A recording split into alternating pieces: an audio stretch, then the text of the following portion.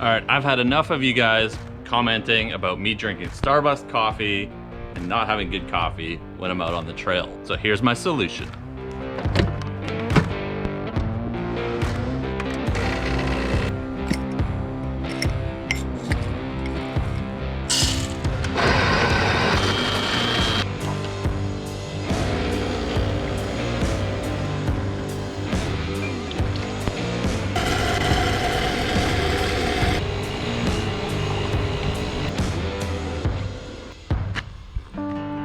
Good morning, guys. When Jackery reached out to me and asked if I wanted to test out their new Explorer 1000 battery inverter system, I kind of thought, what do I need that for? But then I thought, I wonder if it can run my espresso machine in the back of the Jeep.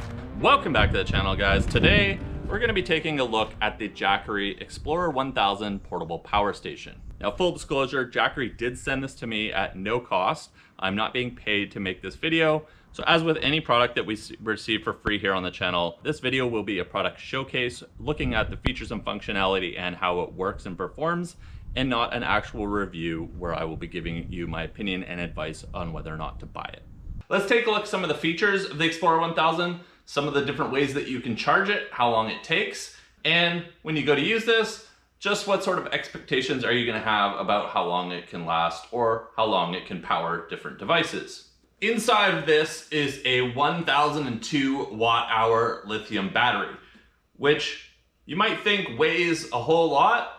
This is only about 22 pounds, and well, I can easily lift it with one arm, and I was quite surprised when I actually took it out of the box. This is a lot more portable and easy to carry than you might think. So this has a 1000 watt inverter inside of it as well that has the ability to surge up to 2000 watts, which is why we didn't have any problems running our espresso machine that was pulling around 1200 or so watts. So if you do need some high output wattage and you do need to go above 1000 watts, it seems like this will handle it for short bursts. It does have a fan that comes on inside and you can hear it, probably because it's working pretty hard and needs to cool itself off. On the front, we have a couple different outputs. So we have the 3 AC outputs right here. And next to it, we have a couple USB-C ports, and we have a couple regular USB ports with Quick Charge 3.0. Next to it, we also have a 12 volt connector that has a 10 amp maximum. Depending on which one you want to use, DC or AC, you can turn it on. There's a little button right above it, which is then going to turn on. You can hear the fan kick on for the AC and the inverter. And you can turn that off when you're done. Or if you want to use the DC side, push the button and turn it on. So right here we have an LCD screen. You can hit the display button if you need to turn the light on and off. So it is backlit, you can see it at night. And that will tell you the charge rate, the discharge rate, as well as how much battery percentage is remaining. And up here in the top corner, we have the 2 different input connections. So as far as charging goes, we have 3 different options that we can use to charge it. We can plug it into the wall with the AC adapter, which will charge at about 160 watts. We plug it into the 12 volt receptacle in our vehicle with the DC adapter, which is going to charge at about 40 watts. And then we have the solar panels. And when I had the solar panels outside in the middle of the afternoon around 2 or 3 o'clock, directly facing the sun, I was able to charge this between 120 and 140 watts. So this is getting close to the amount of wattage that you get plugging into an AC receptacle in your wall. So the solar panels are sold separately. You can either purchase a single or you can purchase a pair. There is a connector that allows you to connect up to the 2 solar panels at once to the Explorer 1000 for charging. So a little bit more about the solar panels. The solar panels are sold either as a single or as a pair. So they fold up in half when you're not using them and makes them a lot easier to store or transport. They weigh about 9 pounds each, so they're not too heavy. You just unfold them. They have a pair of legs on the back that kick out, and then you just position them towards the sun as needed. Now, the other thing that's neat about these solar panels is on the back of each one, they have a standard USB port and a USB-C port, which you can use directly to charge any devices up to 2.4 or 3 amps, and assuming you have good sun.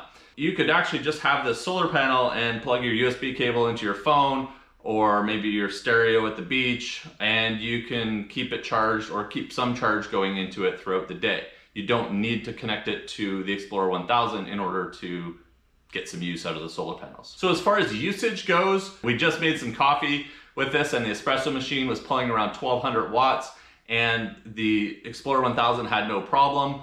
They do say that it's rated up to 1000 watts, but it does have that surge capacity. So for short periods of time, it is going to be able to run a larger load, and it seems like we had no issue making an entire Americano with my espresso machine. So let's talk a little bit about performance. What can you actually expect to get out of the Jackery Explorer 1000? So I did a little bit of testing. Now, probably the most likely thing that I'm gonna plug into this is gonna be my fridge. It would be really nice to not have to worry about draining out my Jeep's battery from running my fridge too long. Now I have the Dometic CFX 28 quart fridge.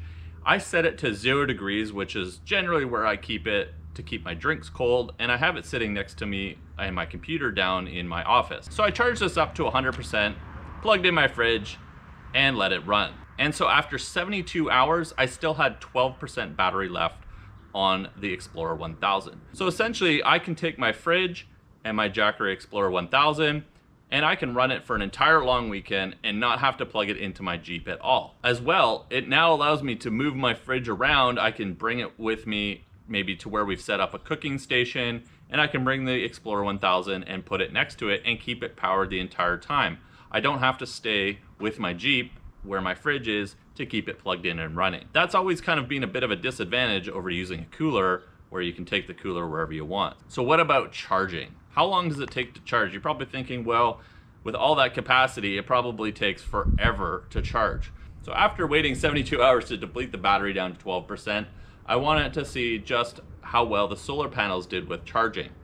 So with both of these solar panels hooked up, depending on what time of day it is and how bright it is, I've been getting between 120 and 145 watts of charging power.